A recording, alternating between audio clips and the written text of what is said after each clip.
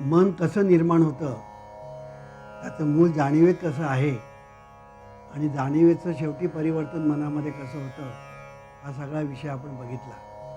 त्याचप्रमाणे ही जी जाणीव आहे, ही जाणीव आणि मी मागल्या खेपेला सांगितलं होतं की बहिर्मन आणि अंतर्मन यांचा संबंध शुद्ध जाणीव किंवा दिव्य जाणीव आणि दिव्य नेणीव यांच्याशी आहे. म्हणजे डिव्हाइन कॉन्शियसनेस आणि डिव्हाइन इंट्युशन यांच्याशी हे दोन्ही संबंधित आहे. आणि म्हणून बहिर्मन आणि अंतर्मन हा विषय जर आपल्याला नीट समजावून घ्यायचा असेल तर त्याच्यासाठी हे डिव्हाइन कॉन्शियसनेस आणि डिव्हाइन इंट्युशन आपल्या जीवनामध्ये आणि विश्वामध्ये कशी कार्यरत आहे हे मी आतापर्यंत निरनिराळ्या प्रकाराने समजावून सांगितलं. त्याचप्रमाणे मागल्या प्रवचनामध्ये मी हेही सांगितलं की ही जी जाणीव आहे, ही जाणीव अनंत रूपे अनंत वेशे प्रगट होते. अनंत रूपे अनंत वेशे ही जाणीव प्रगट होते. याला मागल्या खेपेला सांगितलं होतं सत्ता ज्ञान. तुका म्हणे ज्ञान विठ्ठलची पूर्ण, सर्व अणु रेणू वागवित. हा शब्द वापरला बघा. तुका म्हणे ज्ञान विठ्ठलची पूर्ण, सर्व अणु रेणू वागवित. इकडे सुद्धा च शब्द आहे. तुका म्हणे ज्ञान तोची नारायण, जाणती सज्ञान गुरुपुत्र.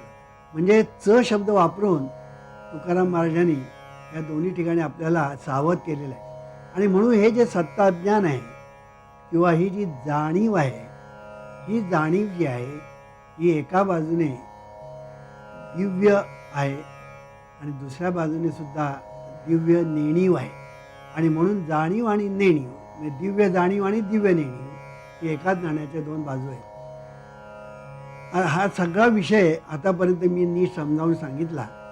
आणि ही दिव्य जाणीव दिव्य नेणीव म्हणजे चैतन्य शक्ती ज्या वेळेला अनंत रूपे अनंत वेशे प्रगट होते, तेव्हा प्रगट होत असताना ती निरनिराळी उपाधी धारण करते. आणि ह्या निरनिराळ्या उपाधी धारण करत असताना उपाधी धारण करण्याच्या प्रोसेसमध्ये म्हणजे प्रक्रियेमध्ये त्या दिव्य जाणीवेला आपल्या स्वरूपाचा विसर पडतो. हे पहिलं लक्षात ठेवायचं. मी मागल्या खेपेला सांगितलं होतं, हे पहिलं ग्रहण लागतं. पहिलं जे ग्रहण लागतं ते इथे लागतं की ही उपाधी धारण करण्याच्या प्रोसेसमध्ये दिव्य जाणीवेला, इथे दिव्य जाणीव म्हटलं की दिव्य नेणीव आहे लक्षात ठेवायचं. पहिलं ग्रहण लागतं ते म्हणजे स्वरूपाचा विसर. आपल्याला आपलाच विसर पडतो, त्या जाणीवेला जाणीवेचाच विसर पडतो. आणि म्हणून एके ठिकाणी रामदास स्वामीने फार सुंदर सांगितलेलं आहे. ते असं म्हणतात, ऐसे भ्रमाचे लक्षण विसरे आपण आपण. किती सुंदर सांगितले बघा.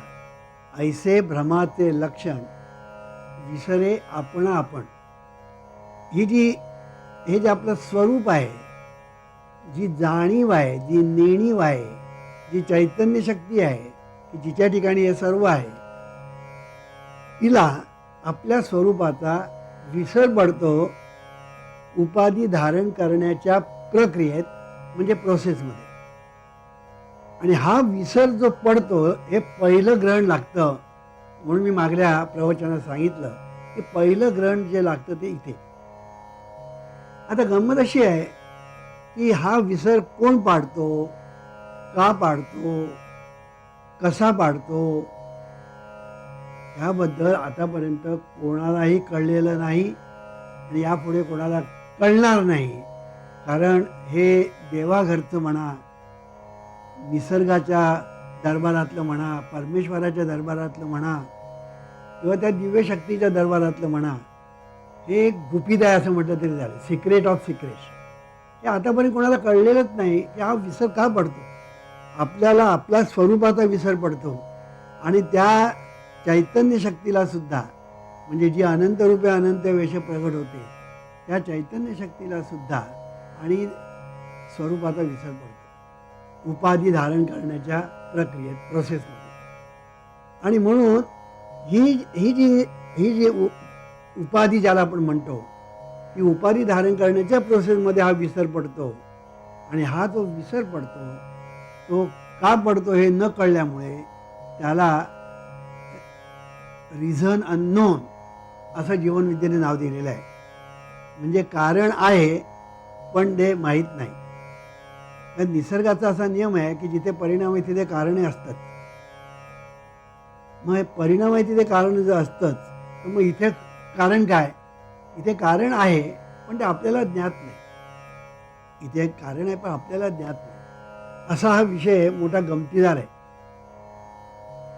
आणि म्हणून याला माया असं नाव दिलेलं आहे. याला शास्त्राने अतिशय सुंदर नाव दिलं म्हणजे माया. माया म्हणजे काय? माया म्हणजे रिझन अननोन.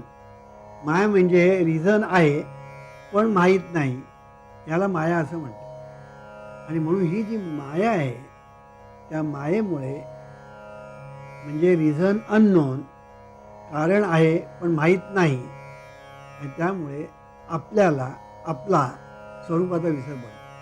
त्या चैतन्य शक्तीला स्वरूपाचा विसर पडतो. आणि हा जो विसर पडतो तो सामान्य विसर नाही. म्हणजे आपण बाजारात गेलो आणि भाजी आणायला विसरलो.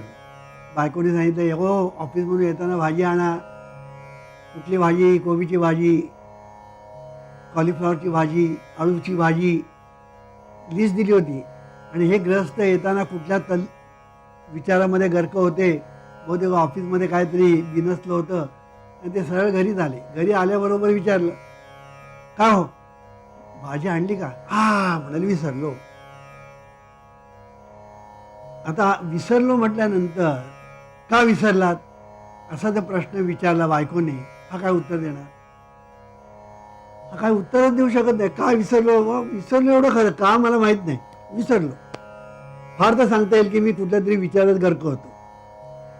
पण तो विसर आणि या ठिकाणी मी सांगतोय तो विसर एक नाही, तो विसर वेगळा.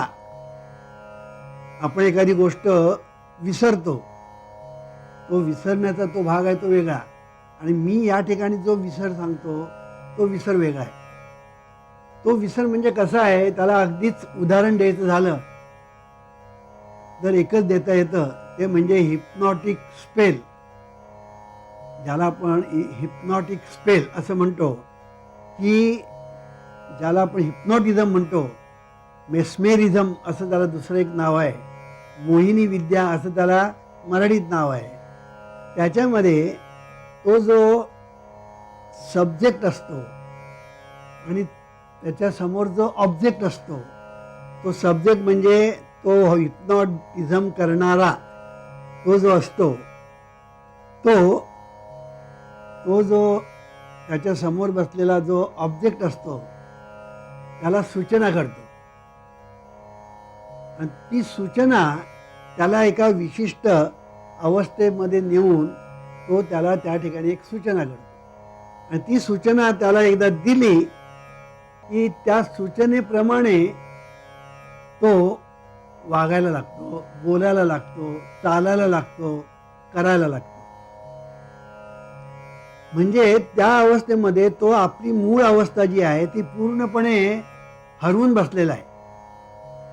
म्हणजे विसरला हा शब्द त्या ठिकाणी चुकीचाच आहे. तो हरवूनच बसलेला आहे, कळलं की नाही? आणि त्याच्या ठिकाणी दुसरीच पर्सनॅलिटी निर्माण झालेली आहे. एक उदाहरण देऊन हा विषय मी स्पष्ट करू इच्छितो. गमत अशी आहे, असं समजा एक गोविंदराव नावाचे ग्रस्त आहेत आणि त्यांच्या बिल्डिंगमध्ये एक डॉक्टर आहे, फॅमिली डॉक्टर, त्यांचेच फॅमिली डॉक्टर, आणि त्यांचं नाव आहे परांजपे. आता या गोविंदरावावर जर हिप्नॉटिक प्रयोग केला, म्हणजे ज्याला आपण इंग्लिशमध्ये हिप्नॉटिक स्पेल असं म्हणतो, तो हिप्नॉटिक स्पेलमध्ये त्या गोविंदरावाला नेऊन आणि मग त्याला जर सूचना केली की तू गोविंदराव नाही, तू डॉक्टर परांजपे आहे, अशी जर त्याला सूचना केली विशिष्ट अवस्थेमध्ये नेऊन, तर त्याचा परिणाम असा होईल की तो गोविंदराव जो आहे तो आपली मूळ पर्सनॅलिटी पूर्णपणे हरवून बसेल आणि तो स्वतःला डॉक्टर परांजपे समजेल, डॉक्टर परांजपेंच्या क्लिनिकमध्ये जाईल, त्यांच्या खुर्चीवर जाऊन बसेल आणि त्या डॉक्टरप्रमाणे सगळं वागण्याचा प्रयत्न करेल. त्याच्यासमोर त्याची बायको जरी आली, कोणाची, गोविंदरावांची, जर बायको त्यावेळेला त्यांच्यासमोर आली तर तो तिला ओळखणार नाही, पण परांजपेंची बायको जर आली तर तिला तो ओळखेल. म्हणजे गंमत अशी आहे की हिप्नॉटिक स्पेलमध्ये गेल्यानंतर आणि त्यानंतर त्याला सूचना केल्यानंतर तो आपली मूळ पर्सनॅलिटी जी आहे, इंडिव्हिज्युअलिटी जी आहे, त्याचं जे मूळ व्यक्तिमत्व जे आहे तो हरवून बसतो. हरवून बसणं हा शब्द फार महत्त्वाचा आहे. आणि हा ते हरवून बसतो आणि त्याला आपण दुसरीच पर्सनॅलिटी आहोत अशी त्याच्या ठिकाणी जाणीव निर्माण होते. आता ह्याच्यामध्ये परिणाम असा होतो की तो भलत्याच रीतीने वागायला लागतो. म्हणजे ह्याची बायको, गोविंदरावांची बायको जरी त्याच्यासमोर गेली ना, तो ओळखणार नाही. मुलं गेली तरी ओळखणार नाही. पण डॉक्टर परांजपेंच्या बायको जर गेली आणि मुलं गेली तर त्यांना तो आपली बायको, आपली मुलं म्हणून समजेल. हे मी एक उदाहरण दिलं की सूचना केल्यानंतर या सूचनेचा जो परिणाम होतो तो परिणाम किती प्रभावी असतो हे मला सांगायचं. की आपल्या ठिकाणी असणारं जे सबकॉन्शियस माइंड आहे, अंतर्मन जे आहे, त्या अंतर्मनावर जो परिणाम होतो तो परिणाम तो अंतर्मन कसं झेलतं ते मी तुम्हाला सांगितलं. हा विषय आपण पुढे नंतर बघणार आहोत. पण मला एवढंच सांगायचं आहे की विसर पडतो असं मी जे सांगितलं ते मला समजावून सांगण्यासाठी हा मी विषय घेतला. विसर पडतो म्हणजे काय पडतं, तर विसर पडतो म्हणजे आपण समजतो तो विसर नव्हे, तर तो आपलं व्यक्तिमत्व हरवून बसतो. आणि म्हणून मायेचा जो प्रभाव आहे तो प्रभाव असा की सच्चिदानंद स्वरूप आपलं जे आहे ते आपण हरवून बसतो आणि आपण त्या उपाधी जी धारण केलेली असते त्या उपाधीशी आपण एकरूप होतो. इथे ज्याला आपण कल्पना असं म्हणतो त्या कल्पनेचं ग्रहण लागतं. पहिलं ग्रहण लागलं कोणाचं, विसर म्हणजे स्वरूपाचा विसर म्हणजे माया, हे पहिलं ग्रहण लागलं. त्याचं मी आता थोडं वर्णन केलं थोडक्यात. आता दुसरं ग्रहण लागलं ते बघा. ते दुसरं ग्रहण लागलं ते कल्पनेचं. त्याला जेव्हा विसर पडतो आपल्या स्वरूपाचा तेव्हा त्याच्या ठिकाणी मी कोण हा प्रश्न निर्माण होतो. त्याच्या ठिकाणी विसर पडल्यानंतर माणसाला आपोआपच प्रश्न निर्माण होतो, मग आपल्याला विसर पडला मग मी कोण. तर त्यावेळेला जेव्हा त्याला प्रश्न पडतो मी कोण, त्यावेळेला तो कल्पना करतो. इथे कल्पनेचं ग्रहण लागतं की मी अमुक, मी शरीर, अमुक नव्हे, मी शरीर, मी शरीर आहे. म्हणजे ती जी उपाधी धारण केलेली आहे ती उपाधी मी, ही उपाधी मी, असं त्या ठिकाणी त्या कल्पनेचं ग्रहण त्या जाणीवेला लागतं. हे त्याचं दुसरं आहे, काय म्हणतात, दुसरं ग्रहण.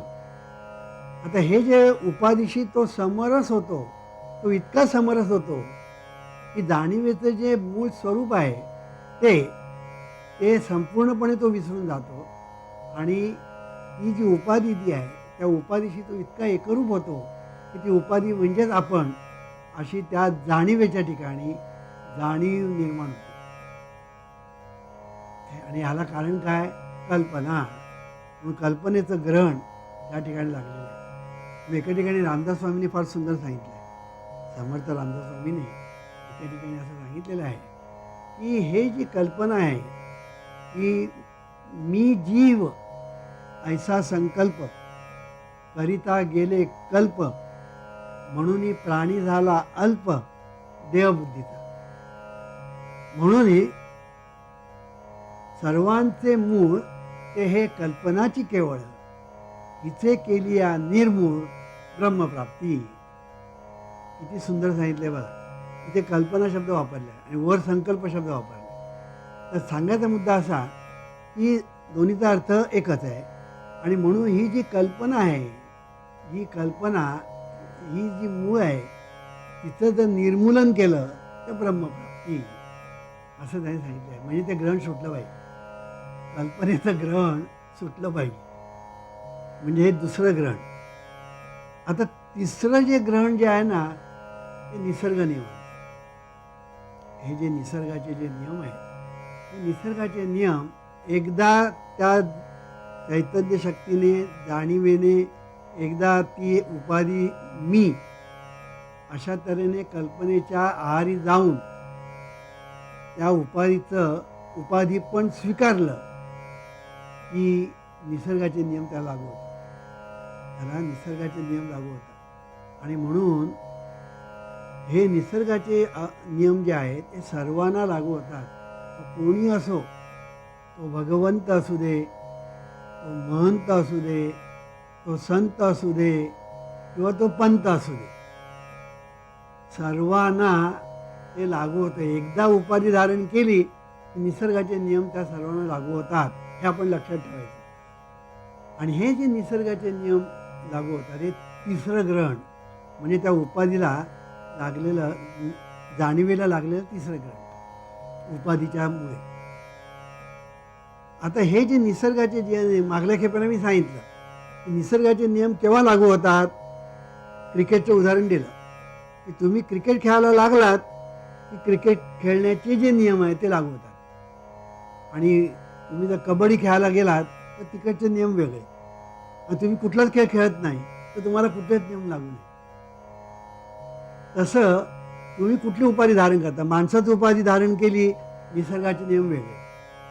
वृक्षाची उपाधी धारण केली निसर्गाचे नियम वेगळे. पशुचे म्हणजे एखादा वाघ किंवा याचे जर उपाधी धारण केली निसर्गाचे नियम वेगळे. पक्षाची उपाधी धारण केली निसर्गाचे नियम वेगळे. आणि जलचर ज्याला आपण म्हणतो म्हणजे पाण्यातले मासे वगैरे वगैरे ते जे जलचर आहेत त्यांची उपाधी धारण केली की निसर्गाचे नियम वेगळे.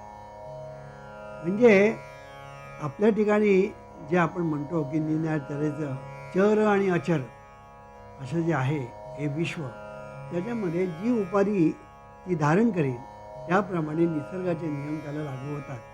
हे एकदा आपल्या ध्यानामध्ये आलं की निसर्गाच्या नियमामुळे त्याला आणि त्याच्या ठिकाणी असणारं जे व्यापकपण हे एकदेशी होतं. पूर्वी ते जे अव्यक्त होतं ते उपाधीमुळे ते स्वतःला व्यक्त समजायला लागतं. पूर्वी जे अदृश्य होतं ते उपाधीमुळे स्वतःला ते दृश्य समजायला लागतं. आणि अशा तऱ्हेने उपाधी धारण केल्यामुळे हे निसर्गाचे नियम त्याला लागू होतात. आणि हे निसर्गाचे नियम A to Z सर्वांना लागू होतात. हे तिसरं ग्रहण. आणि चौथं ग्रहण जे आहे ना ते संस्कार, त्याला आपण संस्कार असं म्हणतो. हे चौथं ग्रहण हे सर्वात महत्त्वाचं ग्रहण आहे. संस्कार हे सर्वात महत्त्वाचं ग्रहण आहे.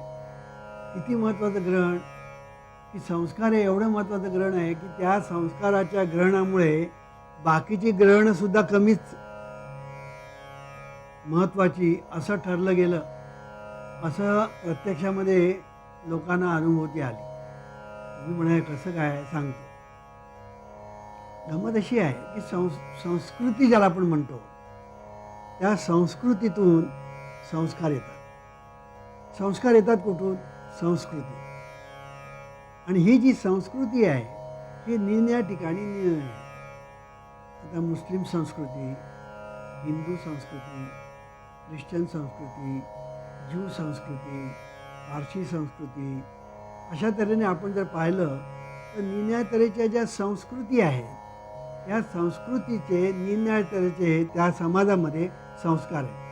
त्या संस्कृतीप्रमाणे देव. आता ही संस्कृती कशी निर्माण होते हा एक मोठा विषय आहे पण तुम्ही आता घेत नाही. की ज्याला आपण देव म्हणतो त्या देवाची जी कल्पना किंवा भावना किंवा धारणा जी त्या लोकांची जी असेल त्याप्रमाणे त्यांच्या ठिकाणी धर्म नावाची गोष्ट निर्माण होते. मग देवाच्या कल्पनेप्रमाणे धर्म, मग देव आणि धर्म यांच्या कल्पनेप्रमाणे संस्कृती आणि त्या संस्कृतीप्रमाणे संस्कार आणि त्या संस्काराप्रमाणे मग आचार विचार आणि उच्चार आणि त्याच्यातून निर्माण होणारी नियती आणि त्या नियतीप्रमाणे होणारी माणसांना सुखदुःख. अशा तऱ्हेने हा सगळा जो प्रकार आहे तो संस्कृती नावाच्या एका प्रकारामुळे होतो.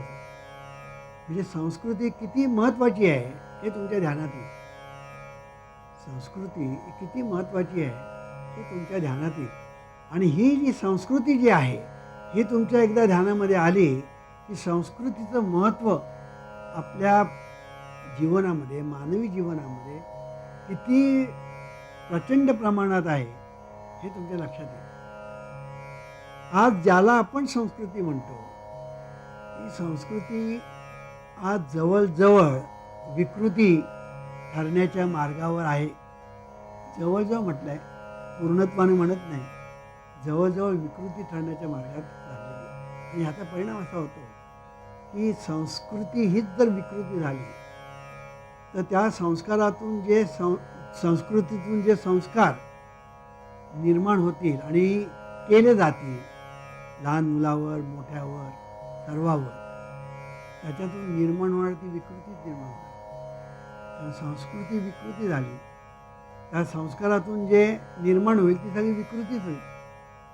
आणि ही जी विकृती जी आहे ही सगळी विषारी कृती निर्माण करण्यास कारणीभूत आहे. आज जगामध्ये सर्व ठिकाणी दुःख भरलेलं आहे. का? त्याचं कारण हे, माणसं आता कुठे कुठे जाऊन शोधतात आपलं दुःख हरण होण्यासाठी. लोक तीर्थयात्रा करतात, व्रतवैकल्य करतात, उपास तापास करतात. पण खरं जे मूळ आहे ते वेगळंच आहे. खरं जे मूळ आहे ते वेगळं आहे, तिकडे कोणी बघतच नाही. आणि म्हणून जीवनविद्येने आणि आग्रहपूर्वक सिद्धांत मांडलेला आहे की विकृतीला कारण चुकीची संस्कृती. आणि ही विकृती जोपर्यंत समाजामध्ये नांदते आहे तोपर्यंत मानवजात सुखी होईल अशी आशा करणं केवळ व्यर्थ आहे. अर्थात हा विषय आपण जरा खुलासेवार आपण पुढल्या खेपेला पाहू.